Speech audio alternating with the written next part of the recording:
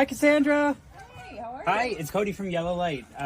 You were the winner of our gift card raffle for the month of great. December. So we got $500 here for you. Thank you. Absolutely. Sweet. How does that feel? Fantastic. Oh my gosh. Huge Yes. relief. Let me close this. I got cats in here. Sounds good. So let's talk about your journey with solar energy. What initially sparked the interest to go solar? Kind of twofold. My parents have solar, and they live across the street from us. So I talked to my dad quite a bit about the process and the benefits of it.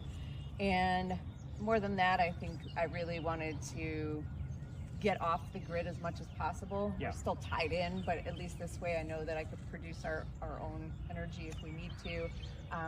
Okay, there's a third point too. And we also are lowering costs. So lowering greenhouse gas emissions, lowering the costs, feels like a win-win. Yeah. Were there any challenges or surprises during the installation? And if so, how were those addressed? Not so much in the initial installation. The day of, things went smoothly. Like a week later, we had some hiccups with the connection. I called that morning, and later that day on a Sunday, somebody came out and helped me get it all fixed up. And any other times we've had small problems like that, there's been nothing at all big with the installation or the time since.